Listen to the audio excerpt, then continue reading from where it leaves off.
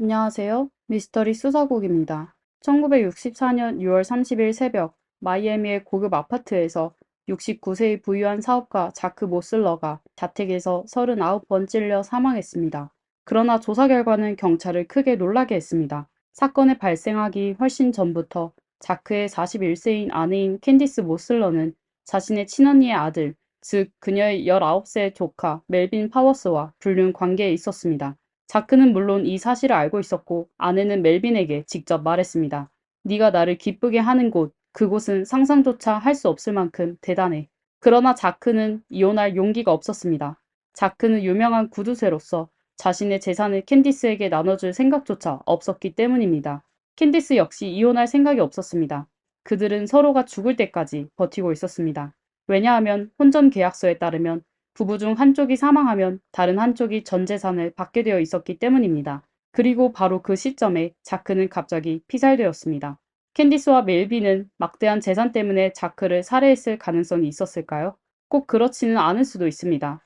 경찰 기록에 따르면 단 1년 동안 자크를 죽이겠다는 협박을 한 사람이 최소 12명이나 있었습니다. 자크는 어떻게 이렇게 많은 사람을 적으로 만들었을까요? 이 모든 것은 자크가 가난한 소년에서 대부호가 되기까지의 과정을 보면 알 수 있습니다. 자크는 1896년 5월 5일 루마니아 갈라치에서 태어난 유대인이었습니다.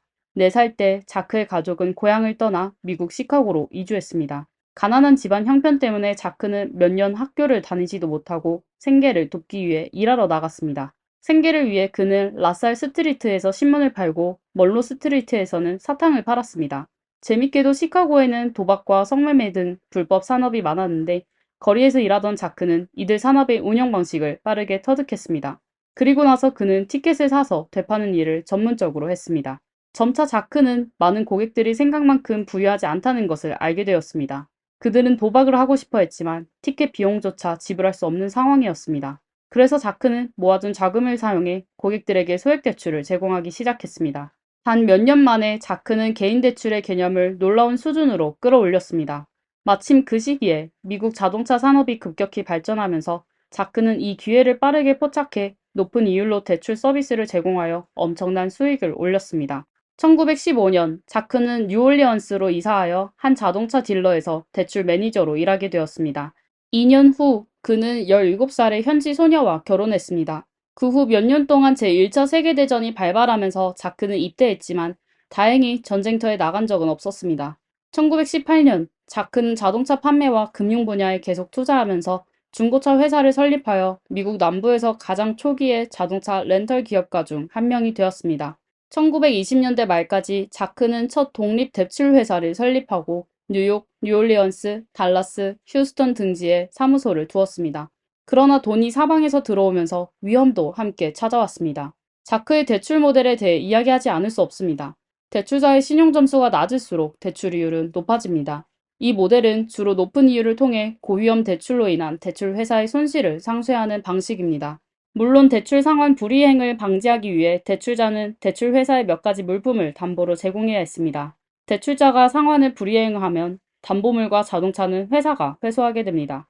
회사를 창립한 후부터 1964년 자크가 사망할 때까지 회사는 수없이 많은 소송을 당했습니다. 그 소송 내용에는 폭력적인 채권 추심과 미성년자에게 대출을 제공한 혐의 등이 포함되었습니다. 올랜도의 한 자동차 딜러는 공개적으로 자크를 파산시키고 자크를 자신이 본 가장 냉혹하고 무자비한 사람이라고 비난했습니다. 당연히 이런 모델은 대출 회사의 많은 원한을 불러일으켰고 그 원한은 곧 회사 사장 자크에 대한 개인적인 위협으로 바뀌었습니다. 그래서 몇 년 더 살기 위해 자크의 회사에는 항상 무기를 가진 건장한 남자들이 있었고 바로 이 시기에 자크는 젊고 아름다운 캔디스를 만나게 되었습니다.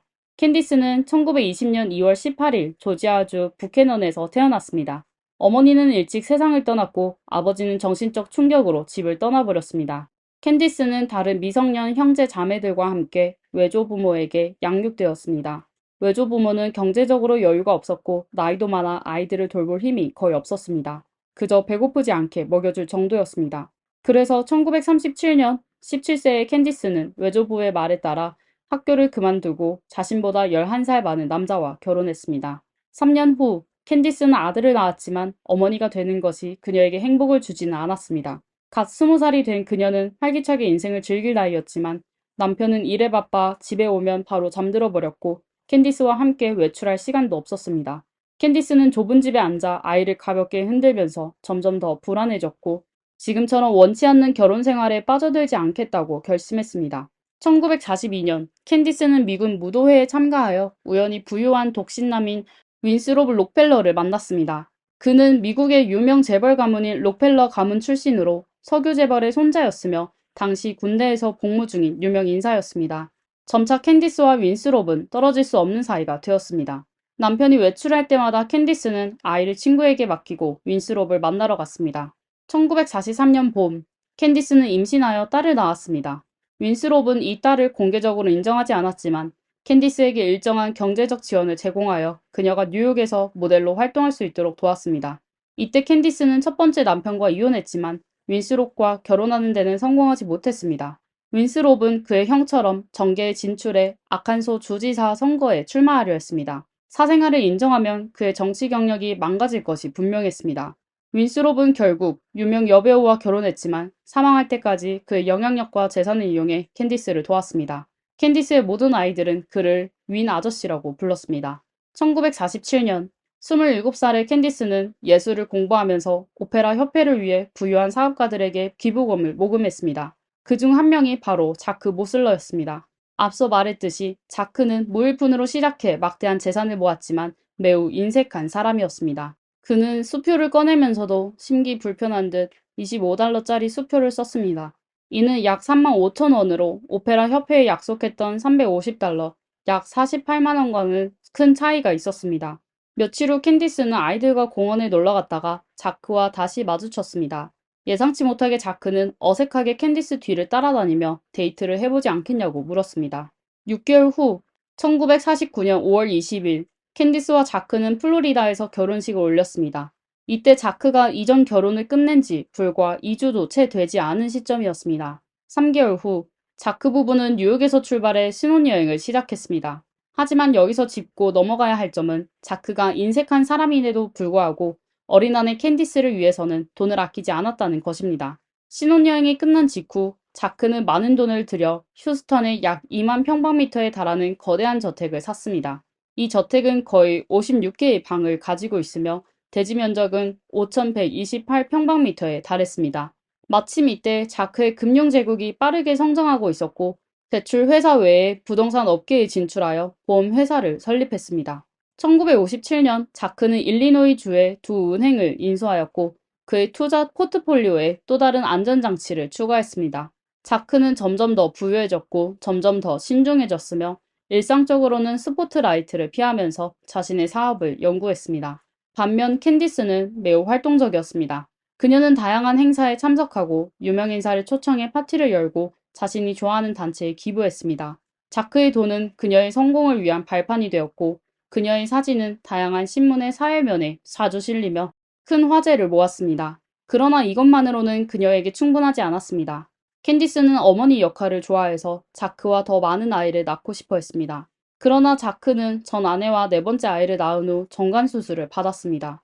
인색한 자크는 색욕이 많았기 때문에 혹시나 다른 여자를 임신시켜 돈을 갈취당할까봐 두려워했던 것입니다. 그래서 캔디스는 4명의 집 없는 아이들을 입양했습니다. 현재까지 자크와 전 아내 사이에서 태어난 4명의 아이들과 캔디스가 키우고 있는 2명의 아이들을 포함해 이 부부는 총 10명의 아이를 양육하고 있습니다. 이 시기에 아이들을 입양하는 것 외에도 캔디스 집안에는 큰 사건이 발생했습니다. 캔디스의 오빠가 사람을 해친 죄로 종신형을 선고받은 것입니다. 캔디스는 다급해져서 옛 연인 윈스롭, 즉 그녀의 아이들이 윈 아저씨라고 부르는 그에게 연락했습니다. 윈스롭은 당시 아칸소에 정착해 있었고 그 주에서 유명한 정치 브로커였습니다. 그는 조지아 주지사에게 연락해 캔디스의 오빠를 사면하거나 가석방 절차를 신속하게 진행해 줄 수 있는 방법을 모색했습니다. 그러나 주지사는 단호히 거절했습니다. 이후 자크는 직접 주지사를 만나 2만 5천 달러, 약 3,500만 원의 성의금을 제시했지만 주지사는 여전히 거절했습니다. 1962년 조지아 주지사 선거에서 자크 부부의 재정 지원 덕분에 그들의 친구가 새 주지사로 당선되었습니다. 취임 며칠 후 주 가석방위원회는 캔디스의 오빠의 가석방 문제를 논의하기 시작했습니다. 4년 후 캔디스의 오빠는 최저 형기인 15년보다 11년 빨리 가석방되었습니다.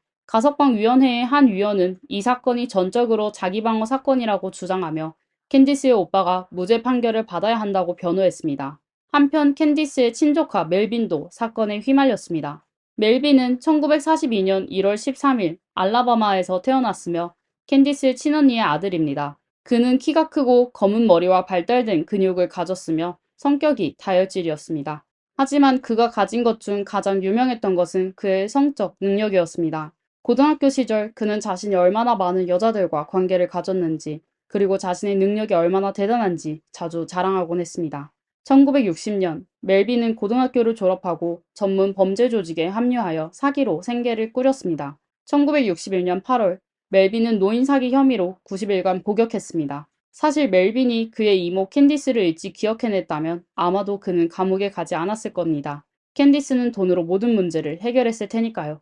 그러나 멜빈은 복역을 마친 후에야 어머니의 도움으로 이모 캔디스와 연락할 수 있었습니다. 캔디스는 즉시 수표를 써서 멜빈을 집으로 데려와 1961년 추수감사절을 함께 보냈습니다. 여러 해 동안 멜빈은 가족에게 캔디스 이모가 부자와 결혼했다고 들었지만 이제 직접 호화로운 저택을 보니 그는 충격을 감출 수 없었습니다. 이곳은 마치 천국 같았고 그가 상상조차 할 수 없는 삶이었습니다. 게다가 멜빈은 바람둥이로서 이모가 이전보다 훨씬 더 매력적으로 보인다는 것을 빠르게 알아차렸습니다. 그녀의 옷은 맞춤 제작되어 곡선미가 돋보였고 같은 또래보다 더욱 욕망을 불러일으켰습니다. 캔디스 역시 젊은 멜빈을 매우 좋아했습니다. 집안에서 멜빈만이 정상적인 남자처럼 그녀를 감탄하며 바라봐 주었기 때문입니다. 멜빈을 더욱 완벽하게 만들기 위해 캔디스는 그를 병원에 데려가 편도선을 제거하고 귀 성형 수술까지 받게 했습니다. 물론 이 모든 비용은 자크에게 비밀로 했습니다. 자크는 멜빈을 정말 싫어해서 항상 그를 소년범이라고 부르며 빨리 집을 나가길 바랐기 때문입니다. 멜빈 역시 자크를 경멸했습니다. 고리대금 업으로 돈을 번 이 부자를 멸시하며 두 사람은 집안에서 불구대천의 원수 같았습니다. 1962년 새해가 지나자마자 자크는 멜빈에게 집 수리 일을 제안했습니다. 멜빈이 거절하자 자크는 멜빈을 마이애미로 보내 경험을 쌓게 하자는 제안을 했지만 역시 거절당했습니다. 캔디스는 멜빈이 그녀 곁에 머물기를 원했으며 가능하면 자크나 자크의 친구 회사에서 일하게 하려고 했습니다. 자크는 그를 경멸하는 실패한 사기꾼을 친구에게 소개할 리가 없었고 결국 집을 떠나기로 결심했습니다. 자크가 집을 비운 동안 멜빈과 캔디스는 함께 보내는 시간이 눈에 띄게 늘어났습니다. 그들은 자주 함께 외식을 하고 쇼핑을 다녔으며 심지어 공공장소에서 연인인 척 행동했습니다. 마침내 1962년 봄 그들은 관계를 맺었습니다. 그러나 자크는 이 사실을 알지 못했고 여전히 멜빈이 그가 떠들어대는 것처럼 빨리 일자리를 찾아 떠나기를 바랐습니다. 시간이 흐르고 여름이 되었지만 멜빈은 여전히 실직 상태였습니다. 자크는 더 이상 참을 수 없어 마지못해 멜빈을 고용하기로 동의했습니다. 자크는 멜빈이 일정한 수입을 얻으면 곧바로 집을 나갈 것이라고 생각했습니다. 그러나 좋은 생활에 익숙해진 멜빈은 고생하러 나가고 싶지 않았습니다. 멜빈은 전혀 나갈 생각이 없었고 이모와 떨어질 줄 몰랐으며 두 사람의 공공장소에서의 친밀한 행동은 종종 사람들을 불편하게 만들었습니다. 지역 주민들 중 몇몇은 캔디스가 멜빈과 불륜 관계에 있다고 의심했지만 두 사람의 혈연 관계를 고려해 이 추측을 부정했습니다. 하지만 시간이 지나면서 소문은 자크의 귀에도 들어갔습니다. 자크가 이런 명백한 사실을 믿을 리가 없었습니다. 그는 캔디스와 멜빈의 친척 관계를 너무나 잘 알고 있었고 캔디스가 멜빈과 불륜 관계라는 말은 어불성설이라고 생각했습니다. 가끔 자크가 외출할 때 다른 사람들의 이상한 눈빛과 속삭임을 느낄 때는 조금 불편하기도 했습니다. 그는 이제 멜빈이 당장이라도 나가주기만을 바랐습니다. 1963년 5월 멜빈과 캔디스는 더욱 대담해졌습니다. 자크의 한 직원이 레스토랑에서 캔디스가 멜빈의 사타구니에 손을 올리는 것을 직접 목격했습니다. 그 직원은 오랫동안 고민하다가 결국 상사에게 이 사실을 알렸고 그 상사는 다시 다른 동료들에게 이를 전했습니다. 곧 소문은 자크의 모든 회사에 퍼졌고 자크는 가장 나중에 알게 되었습니다. 그는 거의 무너질 지경이었습니다. 1963년 6월의 어느 아침 자크는 다시 캔디스에게 멜빈이 이사가야 한다고 말했습니다. 캔디스는 분노하여 목소리를 높였습니다. 그녀는 말했습니다. 멜빈은 절대 나가지 않을 거야. 이렇게 많은 아이들을 돌보는 게 당신이 아니잖아. 멜빈이 나를 얼마나 많이 도왔는지 당신은 알기나 해? 마이애미에 자주 가는 이유가 그곳에 또 다른 가정이 있기 때문이라는 걸 모를 줄 알아? 당신이 개자식아. 자크가 마이애미에서 실제로 바텐더와 바람을 피웠는지 여부는 알 수 없지만 그 순간 중요한 것은 다툼에서 밀리지 않는 것이었습니다. 자크는 차갑게 물었습니다. 그래서 그게 당신이 멜빈과 잠자리를 하는 이유인가? 캔디스는 갑자기 싸움을 멈추고 조용히 웃으며 멜빈의 기술이 얼마나 뛰어난지 칭찬하기 시작했습니다. 그녀는 멜빈이 나를 얼마나 행복하게 해주는지 당신은 상상도 못할 거야 라고 말했습니다. 자크는 충격을 받았습니다. 그는 결혼 전에 들었던 캔디스의 사생활에 관한 어처구니 없는 이야기들을 떠올렸습니다. 그때는 전혀 진지하게 받아들이지 않았지만 지금 생각해보니 그 이야기들이 모두 사실일 수도 있다는 생각이 들었습니다. 그는 침묵하며 돌아서서 나가려 했습니다. 캔디스는 그의 등 뒤로 네가 제발 나를 도와주길 바래. 빨리 죽어버리라고 라고 외쳤습니다. 1963년 6월 자크는 조용히 법원에 들어가 오랜 친구와 이혼 문제에 대해 이야기했습니다. 상황은 그가 생각한 것만큼이나 복잡했습니다. 혼전 계약에 따르면 자크가 먼저 이혼을 제기하면 캔디스는 그의 모든 재산을 절반씩 나눠 가질 권리가 있습니다. 반면 캔디스가 먼저 이혼을 제기하면 그녀는 20만 달러, 약 2억 8천만 원만 받을 수 있습니다. 물론 결혼 기간 동안 부부 중 한 명이 사망하면 생존한 배우자가 전 재산을 물려받게 됩니다. 자크는 재산을 포기하고 이혼할 수 없었습니다. 그는 캔디스의 불륜을 증명하면 그녀를 재산 상속에서 배제할 수 있을 것이라고 생각했습니다. 그러나 그의 친구는 꿈도 꾸지 마. 넌 질 거야. 아마 이 마을 새 신문의 헤드라인이 될 수도 있어. 친구로서 내가 해줄 수 있는 건 멜빈을 집에서 쫓아내는 것뿐이야. 그 외에는 나도 도울 수 없어. 라고 말했습니다. 1963년 6월 20일 오후 2명의 사복 차림의 검사들이 멜빈에게 퇴거 명령을 전달했습니다. 멜빈이 집 밖으로 끌려나가던 중 자크가 현관에 서 있는 것을 보고는 얼굴이 붉게 변하며 소리쳤습니다. 나는 반드시 돌아올 거야. 두고 보라고. 연인이 쫓겨나는 것을 본 캔디스는 매우 화가 났지만 재산을 생각하면 자크에게 이혼을 요구할 수는 없었습니다. 그녀는 웃으며 자크에게 말했습니다. 당신이 우리를 만나지 못하게 할 수 있다고 생각해? 당신 같은 지루한 늙은이가 이혼 신청이라도 해보시지. 난 이미 당신한테 질렸어. 그날 이후 자크는 마이애미의 작은 옥탑방 아파트로 이사했고 변호사에게 이혼 방법을 찾아보라고 의뢰했습니다. 그러나 큰 사업가로서 피할 수 없는 것은 아내와 함께 행사에 참석하는 일이었습니다. 1964년 3월 초 업무 관계로 인해 자크는 며칠 동안 다시 저택에서 지내게 되었고 4명의 입양된 아이들과 함께 외식을 했습니다. 저녁 식사 후 캔디스는 입양 아들을 스위스의 엘리트 기숙학교에 보내기로 결정했다고 말했습니다. 현재 다니고 있는 학교에서 항상 조롱을 당하기 때문이라는 이유였습니다. 자크는 캔디스가 왜 이 아이들을 스위스로 보내려는지 너무나도 잘 알고 있었습니다. 그녀는 아이들이 집에서 멜빈과 그녀의 관계를 방해한다고 생각했기 때문이었습니다. 그러나 자크는 더 이상 신경 쓰지 않았고 어느 정도는 아이들을 그런 보기 힘든 환경에서 벗어나게 하는 것을 찬성했습니다. 1964년 5월 캔디스는 또다시 자크를 자극하며 멜빈과 함께 지중해 여행을 갈 계획이라고 말했습니다. 자크는 이 말을 듣고 분노하며 캔디스와 크게 다투었습니다. 그리고 그는 아내와 멜빈을 제거할 방법을 심각하게 고민하기 시작했습니다. 자크는 일기장에 캔디스와 멜빈이 먼저 나를 해치거나 내가 먼저 그들을 해쳐야 한다 라고 적었습니다. 그로부터 3주 후 자크는 아파트에서 살해당했습니다. 경찰이 방에 들어섰을 때 캔디스는 복도에 서서 벽에 기대어 짜증스럽게 들어오세요. 그는 저기 있어요. 라고 말했습니다. 방은 어지럽지 않았고 자크는 주황색 담요를 덮은 채 바닥에 누워 있었습니다. 주변에는 약간의 깨진 유리 조각들이 있었습니다. 경찰이 담요를 살짝 들어올리자 자크의 두개골이 부서지고 등 여러 곳이 찔린 채 붉은 피가 굳어있는 모습이 드러났습니다.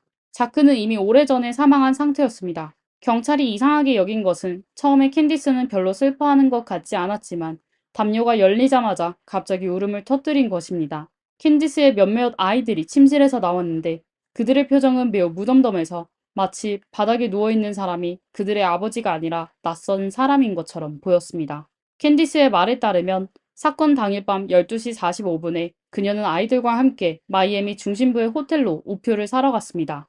호텔을 떠난 후 편두통이 발작하여 아이들과 함께 응급실에 갔고 병원에서 약 3시간을 보냈습니다.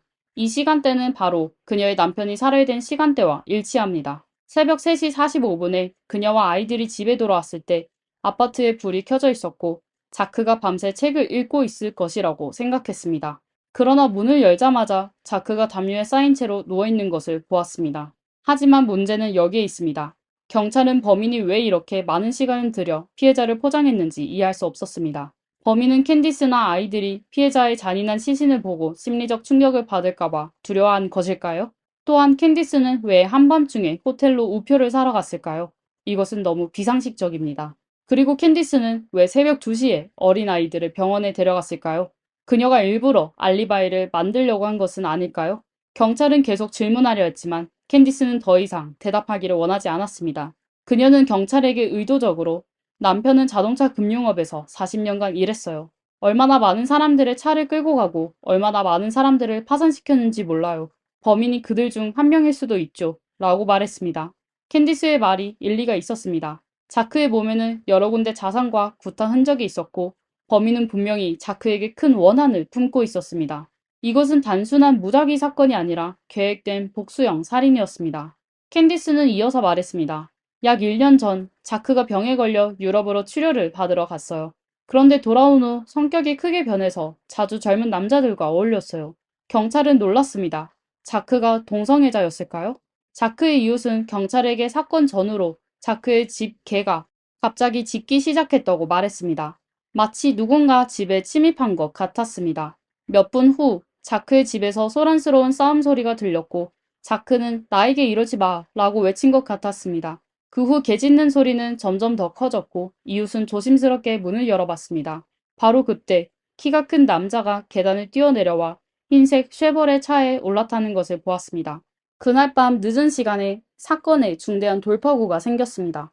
경찰은 사건 현장인 주방 캐비닛에서 명확한 손바닥 자국을 발견했고 데이터베이스 검색 결과 해당 자국이 멜빈의 것임을 확인했습니다. 또한 마이애미 공항의 승객 명단에 따르면 사건 발생 7시간 전에 멜빈이 휴스턴에서 마이애미로 비행기를 타고 왔으며 사건 발생 6시간 후 다시 마이애미에서 비행기를 타고 떠났다는 기록이 있었습니다.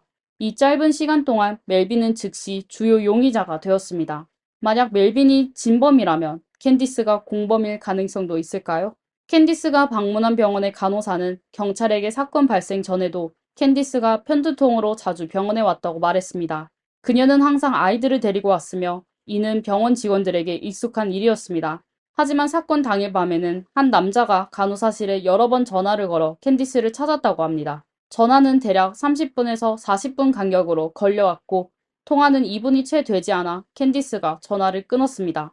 경찰의 추측에 따르면 이 전화들은 멜빈이 걸었을 가능성이 높으며 목적은 캔디스에게 알리바이를 제공하기 위함이었습니다.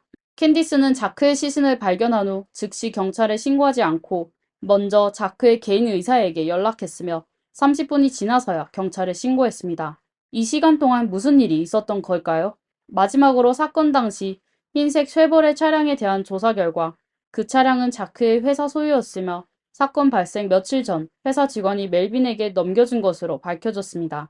하지만 캔디스는 경찰에게 그 차를 회사 직원에게 넘겼다고 거짓말했습니다. 경찰이 차 안에서 멜빈의 지문을 발견하지 않았다면 속을 뻔했습니다. 1964년 7월 3일 멜빈은 체포되었습니다. 체포 이유는 수년 전의 교통 위반 경장이었습니다. 현재 경찰의 증거만으로는 멜빈을 살인 혐의로 기소하기에 충분하지 않았고 신문에서 돌파구를 찾을 수밖에 없었습니다. 멜빈은 결국 압박을 견디지 못하고 경찰 앞에 놓인 증거 더미를 가리키며 말했습니다. 사실 그 증거들은 경찰이 겁주기 위해 가져온 쓸모없는 서류들이었습니다. 멜빈은 얼굴이 창백해지며 말했습니다. 당신들이 이미 모든 걸 알고 있는데 내가 뭘 더 할 수 있겠어요? 다른 사람을 끌어들이라고요? 난 아무 말도 하지 않을 거예요. 차 안에 내 지문이 있다는 걸 알고 있지만 공항과 병원에서도 날 본 사람이 있다는 것도 사실이에요. 멜빈은 결국 캔디스의 이름을 언급하지 않았지만 누군가가 살인에 가담했다는 사실은 인정했습니다. 7월 4일 오후 경찰은 멜빈을 고의 살인죄로 공식 기소했습니다. 캔디스는 이 소식을 듣고 즉시 고액의 변호사를 고용하여 멜빈을 구출하겠다고 맹세했습니다. 변호사의 이름은 퍼시 포어맨으로 미국에서 가장 유명하고 성공적인 변호사 중 한 명입니다. 그전에 포어맨은 350건 이상의 살인사건을 변호했지만 단 한 건만 패소한 경력이 있습니다. 그의 뛰어난 변호 실력 때문에 지역 주민들은 포어맨을 고용하는 것이 유죄를 인정하는 것과 같다고 말하곤 했습니다.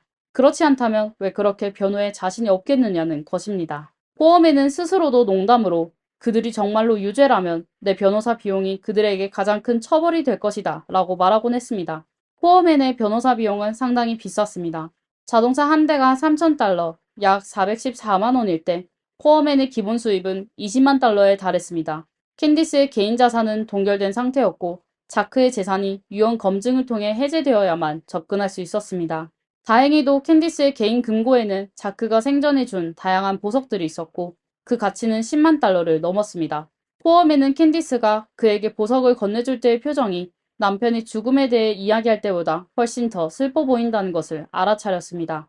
1966년이 다가오면서 재판 날짜가 점점 가까워지자 캔디스의 변호팀도 활발히 움직이기 시작했습니다. 그들은 모든 기회를 잡아 법원에 남성만으로 구성된 배심원을 요청하는 동의를 제출했습니다. 변호사 포엄에는 오직 남성 배심원들만이 캔디스의 매력을 이해하고 그녀의 행동을 이해할 수 있을 것이라고 생각했습니다.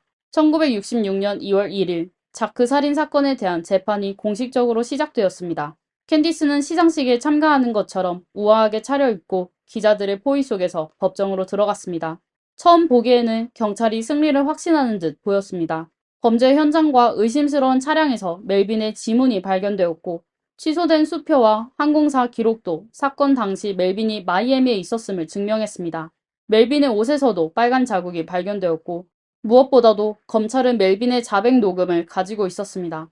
그러나 살인 무기의 부재는 기소의 신뢰성을 크게 떨어뜨렸습니다. 게다가 캔디스는 명확한 알리바이를 가지고 있는 까다로운 상태였습니다. 그녀는 멜빈이 입양된 아이라고 이야기하며 그와 혈연 관계가 없다고 주장했습니다. 검찰은 CCTV가 가득한 지금 시대에 살지 않는 것을 한탄할 수밖에 없었습니다. 그 외에도 검찰은 심각한 문제에 직면했습니다. 법의학자는 자크의 몸에서 한 가닥의 머리카락을 발견했는데 이 머리카락은 멜빈, 캔디스 또는 집안의 어느 아이의 것과도 일치하지 않았습니다. 이것은 사건 현장에 실제로 다른 누군가가 있었음을 나타내는 것일까요? 이 의문만으로는 변호 측은 공략할 틈을 잡을 수 있었습니다. 왜냐하면 변호 측은 처음부터 캔디스와 멜빈의 무죄를 증명하려고 하지 않았습니다. 그들의 전략은 항상 검찰의 허점을 찾는 데 집중해왔습니다. 예상대로 재판이 시작되자마자 변호사 포함에는 피해자인 자크가 얼마나 끔찍한 악마였는지를 주장하기 시작했습니다. 포함에는 자크가 사업적으로 냉혹하고 무자비하여 여러 가정을 파괴했을 뿐만 아니라 사생활에서도 끔찍했다고 주장했습니다. 그는 신분을 위장하여 고등학생과 대학생 남자들에게 접근한 뒤 그들과 관계를 맺은 후 그 사실을 이용해 그를 협박하는 남성들을 제거하기 위해 범죄자를 고용했다고 말했습니다. 변호 측의 주장에 따르면 경찰은 최소한 12명의 자크를 죽이겠다고 위협한 사람들의 명단을 가지고 있었지만 경찰은 그중 한 명도 소환하지 않았습니다. 경찰은 이미 캔디스와 멜빈을 범인으로 간주하고 그들을 체포했기 때문에 처음부터 잘못된 방향으로 나아가며 진짜 자크를 살해했을 가능성이 있는 범인을 놓치고 말았다는 것입니다. 변호 측의 증거에 따르면 사건 당일 밤 자크의 아파트 근처에서 빨간 액체가 묻은 옷을 입은 한 남성 동성애자가 체포되었습니다. 체포 시간과 사건 발생 시간은 거의 일치하지만 경찰은 그를 풀어주었습니다. 1시간도 채 되지 않아 변호 측은 여러 가지 의심스러운 상황을 제기하며 경찰을 궁지에 몰아넣었습니다. 검찰 측에는 캔디스에게 불리한 증거가 거의 없었기 때문에 캔디스와 멜빈의 관계를 증명할 수는 있어도 그 관계가 살인으로 이어졌다는 것은 증명할 수 없었습니다. 검찰은 자크가 사망하기 전 멜빈이 1,000달러, 약 138만 원을 제안하며 자크를 제거해달라고 부탁한 적이 있다고 말하는 3명의 범죄자 증인을 찾았습니다. 그러나 변호 측은 범죄자들은 원래 신뢰할 수 없으며 감형을 위해 증언을 조작했을 가능성이 있다고 주장했습니다. 또한 이는 멜빈이 누군가를 해치려 했다는 것을 증명할 수 있을지언정 실제 살인 사건과 연결할 수는 없다고 했습니다. 만약 멜빈이 정말로 계획적으로 자크를 살해하려 했다면 왜 멀리서 무기를 가져와 자크를 공격하지 않고 대신 칼로 찌르는 방식을 선택했을까요? 멜빈은 칼 사용에 능숙하지 않은 데다 검찰은 아직도 그 흉기를 찾지 못했습니다. 또한 사건 현장과 의심스러운 차량에서 멜빈의 지문이 발견되었다는 검찰의 주장에 대해 변호 측은 어떻게 그것이 사건 당일 밤에 남겨진 지문임을 증명할 수 있냐고 반박했습니다. 변호 측은 검찰이 가정부가 테이블을 닦다가 놓친 지문을 본 적이 없냐고 물었습니다. 자신의 주장을 입증하기 위해 변호사는 엄지손가락을 종이 한 장에 눌러찍고는 검찰 측의 작은 공무원에게 종이를 움직이지 않으면 지문이 얼마나 오래 남아 있을지 물었습니다. 공무원은 궁지에 몰려 만약 방해받지 않으면 영원히 남아있을 것이라고 대답할 수밖에 없었습니다. 이후 재판에서 검찰은 멜빈의 지문 외에도 사건 현장 아파트에서 신원을 확인할 수 없는 26개의 지문이 더 발견되었다는 것을 인정할 수밖에 없었습니다. 재판은 한 달 넘게 진행되었고 1966년 3월에 배심원단은 판결을 내렸습니다. 결과는 모두의 예상을 벗어나 멜빈과 캔디스는 모두 무죄 판결을 받았습니다. 몇 달 후 멜빈과 캔디스는 공식적으로 동거를 시작하며 자유롭고 즐거운 생활을 했습니다. 그러나 멜빈은 유명한 바람둥이로서 한 사람에게만 충실할 수 없었습니다. 그는 캔디스와 연애를 하면서도 정기적으로 매춘부를 찾았습니다. 1969년 3월 8일 캔디스는 멜빈이 자신을 가정폭력했다고 경찰에 신고하였고 결국 두 사람은 헤어지게 되었습니다. 주목할 만한 점은 소송에서 승소한 이후 캔디스는 변호사 포어맨에게 남은 변호사 비용을 지불하는 것을 잊어버린 것처럼 행동했다는 것입니다. 포어맨은 여러 차례 비용을 요구했으나 성공하지 못했고 결국 화가 나서 캔디스를 상대로 소송을 제기했습니다. 법원은 캔디스가 포어맨에게 14만 달러, 약 19억 원을 지불하라고 판결했지만 캔디스는 사망할 때까지 한 푼도 지불하지 않았습니다. 많은 사람들은 캔디스가 재판 중에 자신과 멜빈의 불륜을 인정한 포어맨을 매우 싫어했다고 생각했습니다. 한편 멜빈과 헤어진 후 캔디스는 32살의 운동선수와 교제하였고 두 사람은 1971년 7월에 결혼하였습니다. 그러나 결혼 후 1년도 되지 않아 부부는 사소한 일로 크게 다투었습니다. 그날 밤 운동선수는 갑자기 호화저택의 3층에서 떨어져 6주 동안 혼수 상태에 빠졌습니다. 그가 어떻게 떨어졌는지는 아무도 알지 못하지만 어쨌든 1975년 두 사람은 이혼했습니다.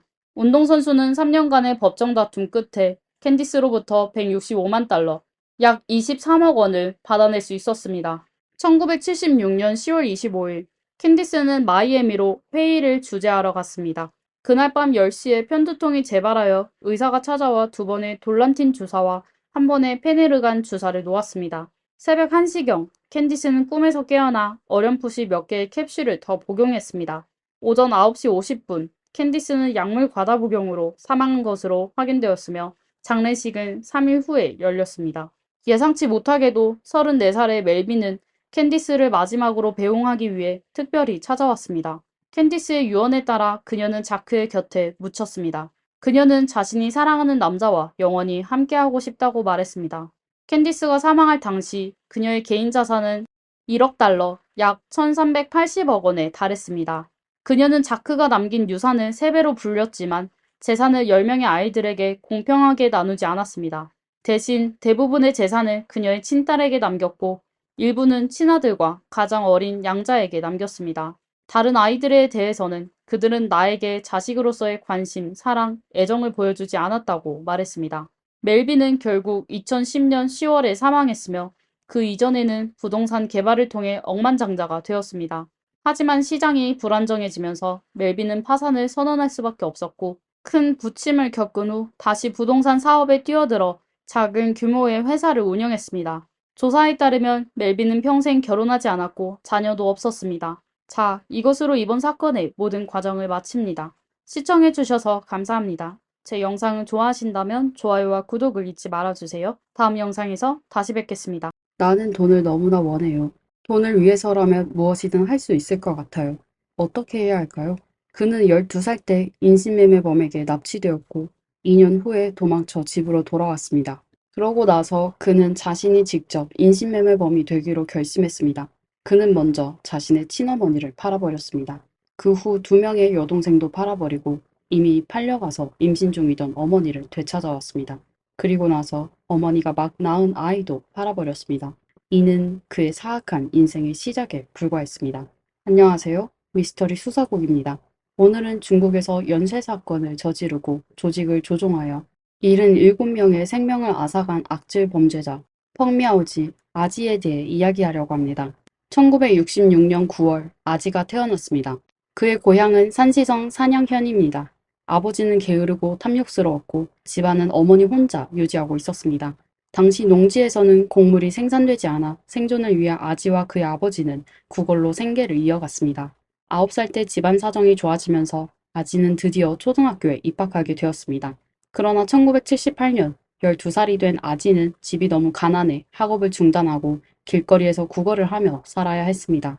구걸을 하던 중 그는 한 호의적인 사람을 만나 이를 소개해주겠다는 제안을 받았습니다.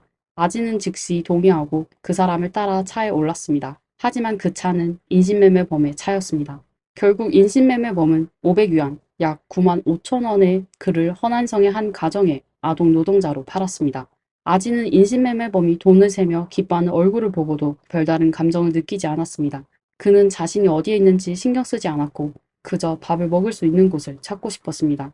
하지만 아지는 아동 노동자로 일하는 것이 구걸하는 것보다 더 힘들 줄은 몰랐습니다. 그는 잠깐 졸기라도 하면 채찍질을 당했고 매일 5시간밖에 잠을 잘 수 없었으며 고용주는 자주 며칠씩 그에게 밥을 주지 않았습니다. 아지는 금세 견딜 수 없게 되었습니다. 2년 후 14살이 된 아지는 드디어 기회를 맞이했습니다. 그는 고용주가 목욕을 하는 동안 몰래 도망쳐 집으로 돌아가려 했습니다. 아지는 구걸하며 많은 고난을 겪고 나서야 겨우 가족과 다시 만날 수 있었습니다. 그러나 그를 기다리고 있던 것은 행복과 관심이 아니라 어머니의 냉담함과 계속되는 굶주림이었습니다. 아지는 쓰레기를 주워가며 그걸로 어렵게 가정을 꾸리는 어머니를 보며 한 가지 생각이 떠올랐습니다. 모두 가난 때문에 생긴 일이야. 돈이 없으면 물건을 팔면 되잖아. 16살의 아지는 자신이 인신매매범에게 납치되었던 경험을 떠올렸습니다. 그때 인신매매범은 꽤 많은 돈을 받았습니다. 일을 해도 돈이 안 되고 구걸해도 돈이 안 되니 차라리 나도 인신매매범이 되자. 이성을 잃은 아지는 어머니를 어떻게 팔아넘길지 계산하기 시작했습니다.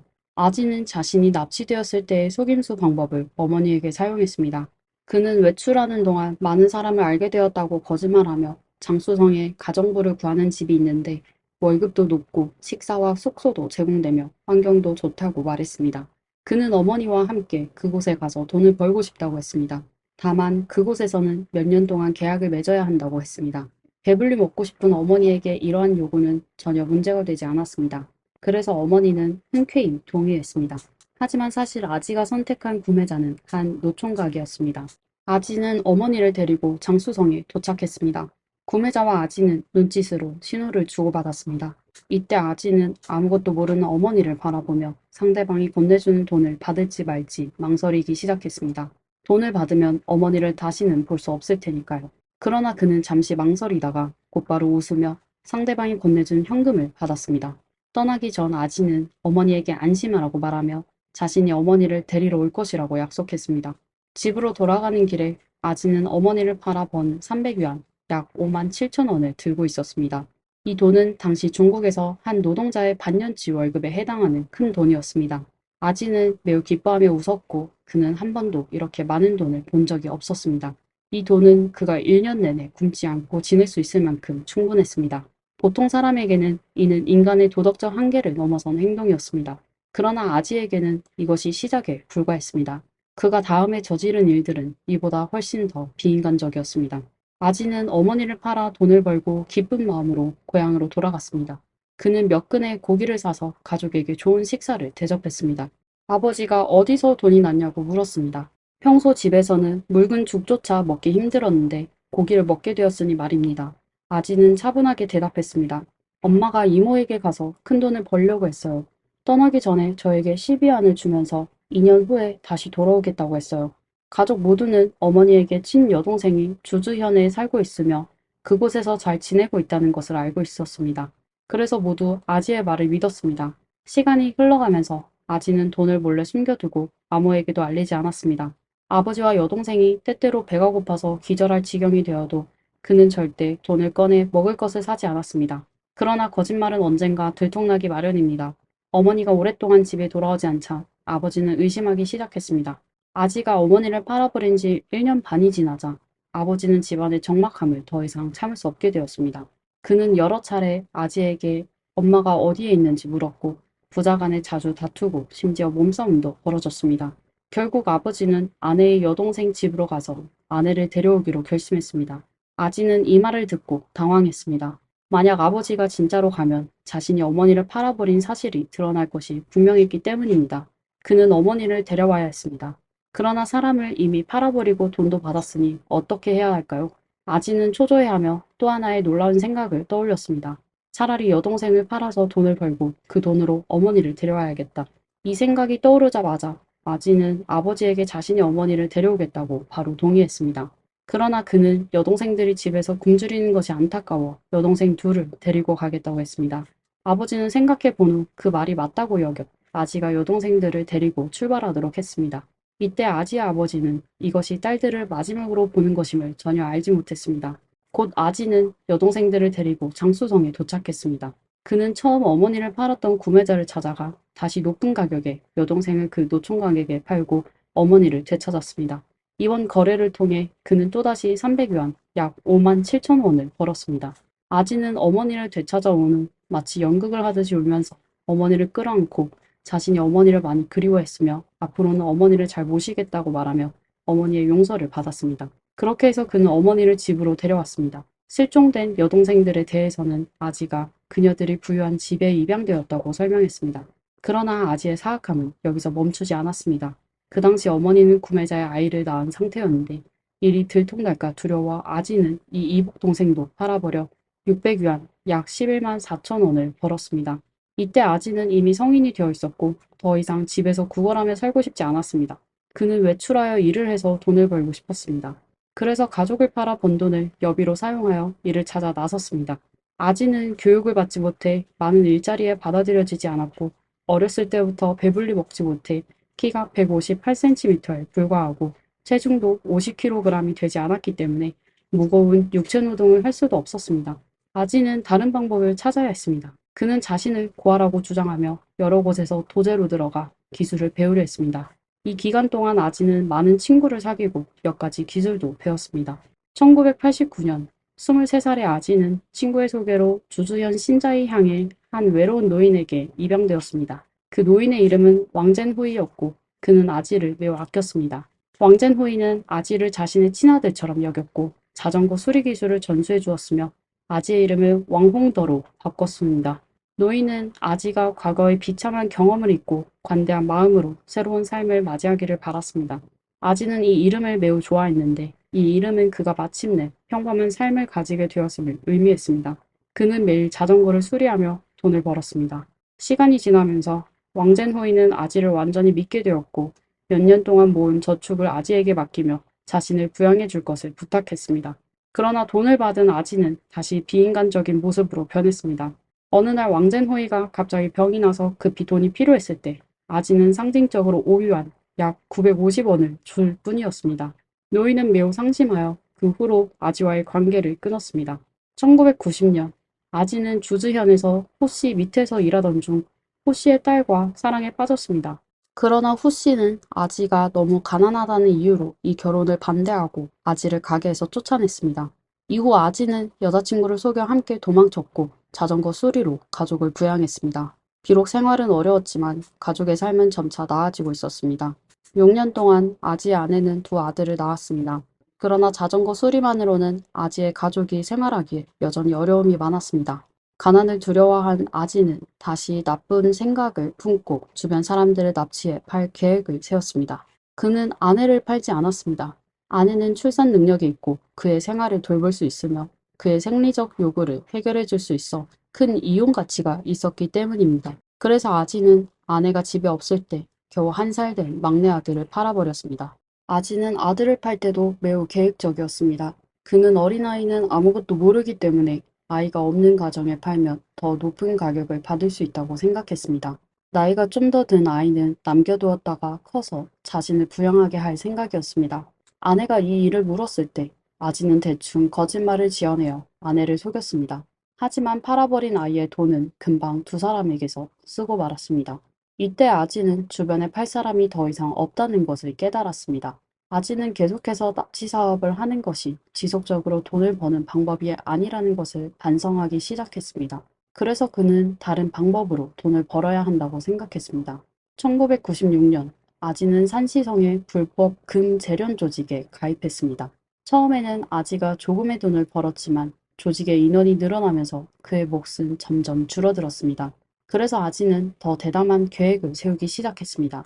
그는 퉁관이라는 곳에 금이 많고 현지 사람들이 모두 금을 재련하고 있다는 이야기를 들었습니다. 아지는 현지 금 재련업자들을 노리기로 하고 조직에서 대담한 세 사람을 찾아 함께 다른 사람의 금을 훔치기로 결심했습니다. 몇 사람은 매우 교활해서 한 번도 잡히지 않았습니다. 돈을 빨리 써버리는 습관 때문에 그들은 자주 도둑질을 했고 2년 넘게 금을 훔쳤습니다. 하지만 몇 사람은 이렇게 계속할 수 없다고 생각하여 아지는 더 사악한 생각을 떠올렸습니다.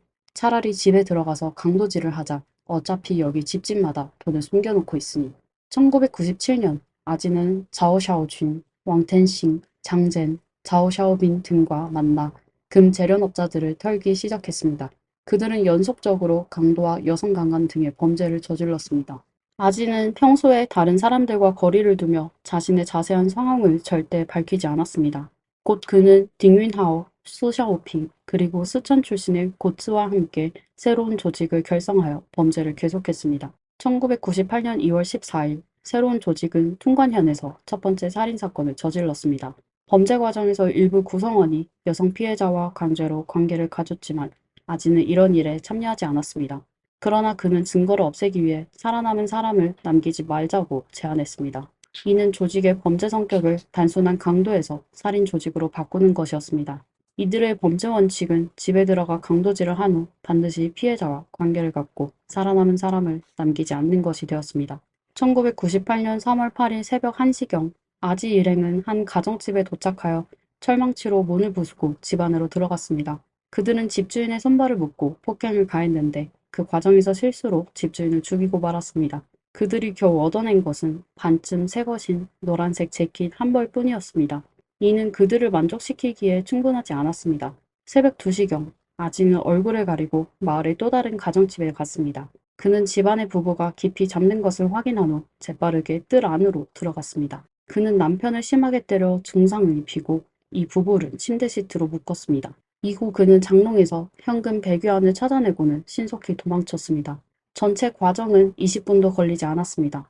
1998년 3월 31일 새벽 2시경 몇 명의 악당이 한 마을 주민의 집에 몰래 들어가 물건을 훔치려 했습니다. 그러나 그들은 돈을 찾지 못했고 대신 세안제, 백주 한 병, 땅콩을 훔쳐갔습니다. 이후 이들은 옆집으로 가서 철망치와 나무막대로 집주인 부부의 머리를 때려 두 사람을 현장에서 죽게 했습니다. 그런 다음 그들은 곡물 장식장에서 소량의 현금을 찾아냈습니다. 놀랍게도 그들은 범행 현장에서 먹고 마시기까지 했습니다. 1998년 7월 20일 아지는 동료 3명과 함께 어느 농가 밖에서 잠복하고 있었습니다. 그들은 그 집안 사람들이 불을 끄고 잠이 들 때까지 기다린 후 몰래 뜰 안으로 들어가 집안에 있는 모든 사람의 생명을 앗아갔습니다. 심지어 1살 된 아기도 예외는 아니었습니다. 범행 과정에서 그들은 조금의 망설임도 없었습니다. 이후 아지는 집안을 유유히 돌아다니며 집안에 있던 20위안의 현금을 챙긴 후 동료들에게 떠나자고 신호를 보냈습니다. 이 사건은 산시성에서 가장 큰 참사 중 하나로 꼽힙니다. 많은 살인사건이 있었지만 1살 된 아기까지도 살해하는 경우는 매우 드물었습니다. 경찰이 나중에 아지를 체포하고 아기를 살해한 이유를 물었을 때 아지는 웃으며 대답했습니다. 가족 모두가 없는데 그가 살아있는 게 고통스럽지 않겠어요? 나는 그를 위해서 그렇게 한 거예요. 사실 아지는 피해 가족을 전혀 알지 못했으며 이번 범행도 돈을 목적으로 한 것이 아니었습니다. 그가 이 가족을 선택한 이유는 단 하나였습니다. 팀원들 앞에서 자신의 위신을 세우고 앞으로 더 큰 일을 하기 위해서였습니다. 아무도 비인간적인 사람이 앞으로 어떤 일을 저지를지 알 수 없을 것입니다. 단원들이 반복적으로 강도와 살인을 성공하면서 단 10일 만에 그들은 14명의 생명을 앗아갔고 이는 산시성 경찰을 충격에 빠뜨렸습니다. 아지는 매번 범행 후 시간을 내어 복귀하고 경험을 정리했습니다. 그는 각 성의 경계 지역에서 범행을 저지르는 것이 가장 안전하다는 것을 발견했습니다. 이러한 지역에서 사건이 발생하면 경찰이 관할 구역을 넘나들며 수사해야 하기 때문입니다.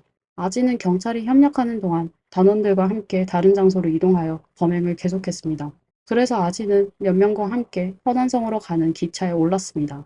가는 길에 아지는 범행을 더욱 안전하게 하고 경찰의 시선을 혼란스럽게 할 기막힌 아이디어를 떠올렸습니다. 단원들이 허난성에 도착한 후 그들은 신속한 탐색 끝에 한 가정을 목표로 삼았습니다. 1998년 8월 4일 그들은 익숙한 수법으로 5명의 생명을 앗아가고 100위안 약 1만 9천 원을 강탈했습니다. 아지는 떠나기 전 동료들의 충격적인 시선 속에서 집주인 남성의 성기를 잘라냈습니다. 다른 단원들은 그가 왜 이렇게 하는지 이해하지 못했지만 아지는 이렇게 하면 경찰이 이를 감정적 갈등으로 인한 상해 사건으로 오인할 것이라고 설명했습니다. 아지는 자신의 계략에 대해 매우 자부심을 느꼈고 이는 그를 동료들 사이에서 숭배의 대상으로 만들었습니다. 하지만 아지의 사악함은 여기서 끝나지 않았습니다. 그는 무고한 낯선 사람들에게만 해를 끼치는 것이 아니라 함께 범행을 저지르는 동료들조차 그를 화나게 하며 무사하지 못했습니다. 결국 그는 자신의 가족조차도 납치할 수 있는 인간 이하의 존재였습니다. 아지의 단원 중 고츠라는 멤버는 아지를 매우 존경했습니다. 4명이 산시성 경계에서 연속으로 4번의 범죄를 저지른 후 아지는 잠시 멈추기로 하고 단원을 해산했습니다. 당시 아지는 우회하여 자신의 고향으로 돌아갔습니다. 그러나 집에 도착한 첫날 밖으로 물을 길러 나가려던 아지는 문을 열고 웃고 있는 고츠를 보고 깜짝 놀랐습니다. 아지는 이렇게 먼 길을 돌아온 이유가 자신의 거처를 들키지 않기 위함이었는데 고츠가 따라온 것입니다. 아지는 전례 없는 위협을 느끼고 고츠를 제거할 방법을 계산하기 시작했습니다. 원래 2달 동안 쉬려고 했던 아지는 즉시 계획을 수정하여 고츠와 함께 동료들과 다시 합류해 범행을 재개하기로 결정했습니다. 길을 가는 내내 아지는 동료들의 의심을 사지 않으면서도 고츠를 제거할 가장 손쉬운 방법을 고민했습니다. 곧 아지는 완벽한 계획을 세웠습니다. 1998년 3월 31일 단원 4명이 다시 합류한 후 아지는 다른 2명의 동료를 몰래 불러들였습니다. 그는 2사람에게 고츠가 매번 물건을 몰래 숨기고 이제는 동료들을 배신하고 경찰에 정보를 넘기려고 한다고 말했습니다. 단원들이 가장 싫어하는 것은 내부의 적이었기 때문에 3사람은 즉시 고츠를 제거하기로 의견을 모았습니다. 그들은 평소처럼 한 가정을 목표로 정하고 범행을 저질렀습니다. 범행이 끝난 후 아지는 몰래 고츠를 부엌으로 데려가 식용유 통을 건네며 말했습니다. 이걸 가져가. 집에 가서 요리할 때 쓸 수 있을 거야. 이 기름도 싸지 않아. 고츠는 아지가 자신을 생각해준다고 여겼지만 그 기름이 그의 마지막을 위한 것임을 전혀 알지 못했습니다. 4사람은 밤을 틈타 도망치다가 깊은 도랑 근처에 이르렀을 때 아지는 다른 2사람에게 신호를 보냈고 3사람은 함께 돌을 들어 고츠의 머리를 내리쳤습니다. 그 후 아지는 천천히 고츠의 몸에서 식용유를 꺼내 반은 고츠의 몸에 부었고 나머지 반은 나무에 매달아 병뚜껑에 구멍을 통해 기름이 한 방울씩 떨어지도록 했습니다. 그 후 아지는 고츠의 몸에 불을 붙였고 불이 다 타고 나서 고츠는 숫덩이로 변했습니다.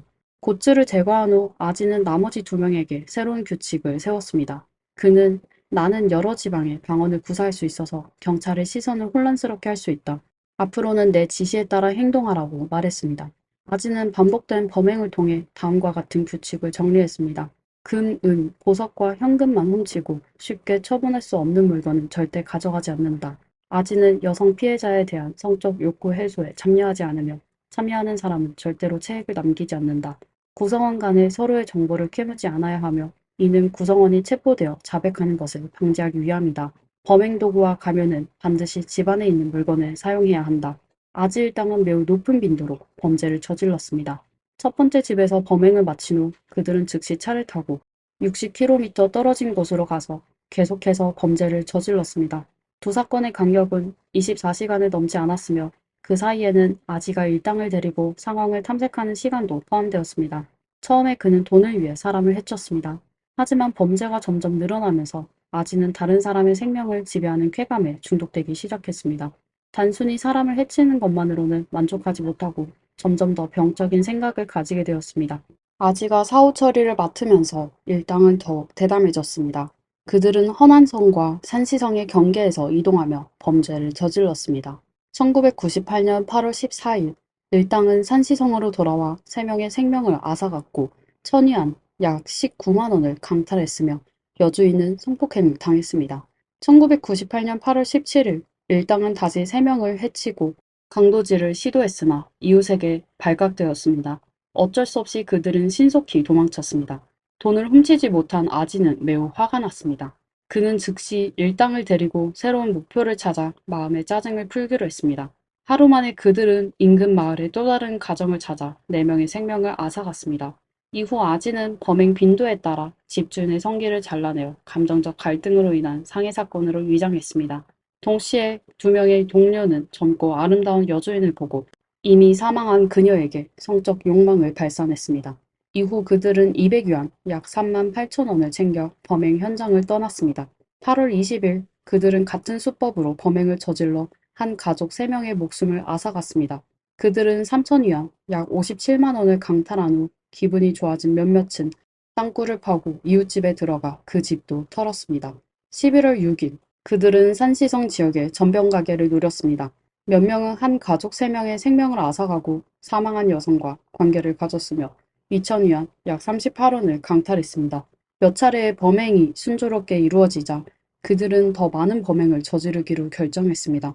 아지의 병적인 동기도 점차 형성되었고 처음에는 강도를 목적으로 했으나 이제는 사람을 해치며 즐기기 시작했고 목표는 100명이었습니다. 11월 8일 일당은 2명을 해치고 사망한 여성과 관계를 가졌으며 300위안, 약 5만 7천 원을 강탈했습니다. 12월 15일 허난성 이천현에서 2명을 해치고 200위안, 약 3만 8천 원을 강탈했습니다. 12월 16일 60km 떨어진 곳에서 2명을 해치고 사망한 여성과 관계를 가졌으며 90위안, 약 17,000원을 강탈했습니다. 남성 피해자의 생기를 잘라내어 현장을 감정적 갈등으로 인한 상해 사건으로 위장했습니다. 12월 18일 60km 떨어진 곳에서 땅굴을 파고 들어가 3명을 해치고 500위안, 약 9만 5천 원을 강탈했습니다. 12월 20일 60km 떨어진 곳에서 벽을 뚫고 들어가 2명의 생명을 앗아가고 3,000위안, 약 57만 원을 강탈했습니다. 이렇게 해서 1998년부터 1999년까지 단 1년 만에 77명의 무고한 사람들이 아지 일당에게 목숨을 잃었습니다. 연속적인 범죄의 성공은 아지에게 큰 자신감을 주었습니다. 그러나 그는 자신의 계획이 한 번의 실수로 인해 잡힐 것이라고는 전혀 예상하지 못했습니다. 1년이 넘는 기간 동안 이어진 대규모 연쇄 사건은 산시성과 각 지방의 공안에게 큰 분노를 일으켰고 심지어 중국 국가 지도자들도 이 사건에 관심을 가지게 되었습니다. 각지에서는 최대 규모의 경찰 인력을 동원하여 수색에 나섰으며 출동 인원은 10,000명에 이르렀습니다. 안타깝게도 그 시절의 형사 기술은 매우 열악했으며 많은 사건이 조사와 수색에 시간을 필요로 했습니다. 이는 아지가 도망칠 기회를 주었지만 분명히 누구도 영원히 운이 따르지는 않으며 특히 연쇄살인범은 더욱 그렇습니다. 1999년 3월 26일 일당은 허난성에서 다시 범행을 저질러 2명의 생명을 앗아가고 여주인은 강제로 성폭행을 당했습니다. 이어서 그들은 옆집 진료소에 난입하여 3명을 살해했고 여주인은 역시 강제로 성폭행을 당했습니다. 마지막으로 아지는 강탈한 돈을 들고 다시 한번 범행을 저지르고는 더 이상 범죄를 저지르지 않기로 결정했습니다.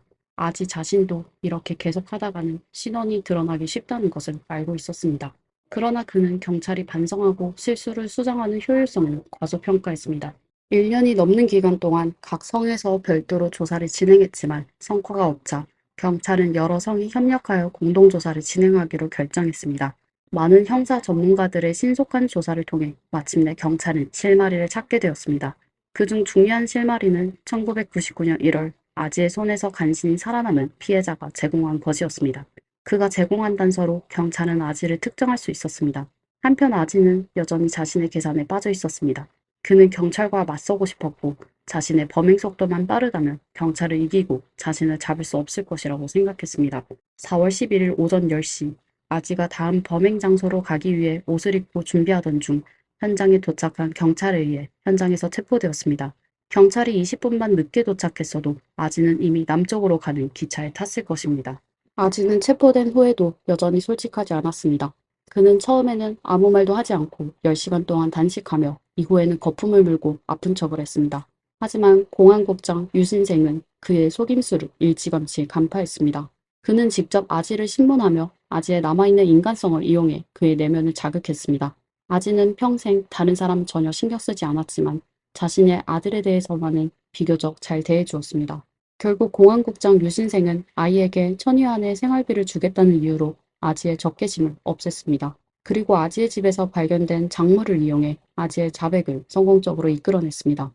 1999년 5월 3일 피고인 아지, 딩윈하오, 소샤오핑은 고의상해죄, 강도죄, 절도죄, 여성 모욕죄 등 여러 죄목으로 법원에서 사형을 선고받았습니다. 아지의 초기 단원 중 왕텐신, 장젠, 자오샤빈도 법에 따라 책임을 지고 사형을 선고받았습니다. 2000년 1월 28일 아지는 사형이 집행되었습니다. 전체 사건을 되돌아보면 아지는 가난한 가정에서 태어났으며 부모 역시 양육에 책임을 다하지 않았습니다. 그는 불쌍하지만 매우 증오스러운 인물입니다. 가정을 떠난 후에도 그는 개과천선하려 하지 않고 오히려 자신을 타락시켜 범죄자가 되었습니다. 그는 자신과 같이 가난하고 열악한 환경에 있는 농촌 주민들을 목표로 삼았습니다.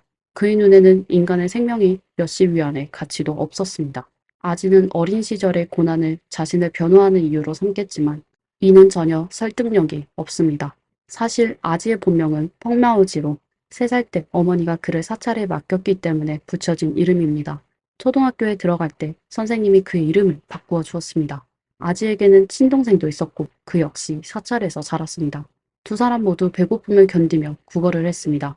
결국 동생은 출가하여 다른 사람들을 돕는 길을 선택했습니다. 반면 형은 강도와 살인을 저지르는 길로 들어섰습니다. 그래서 비참한 어린 시절은 아지가 자신을 타락시키는 이유가 될 수 없습니다. 어니스트 밀러 해밍웨이는 책에서 이렇게 썼습니다. 삶은 언제나 우리에게 상처를 입히지만 나중에 그 상처 입은 곳은 반드시 우리가 가장 강해지는 곳이 될 것이다. 우리는 어둠을 경험한 후에도 여전히 밝게 살아갈 수 있기를 바라며 아지처럼 타락하지 않기를 바랍니다. 이상으로 이번 영상의 모든 내용을 마치겠습니다. 이번 내용에 대해 의견이 있다면 댓글로 남겨주세요. 영상이 좋으셨다면 좋아요와 구독을 잊지 마세요. 여기는 미스터리 수사국입니다. 다음 시간에 또 만나요.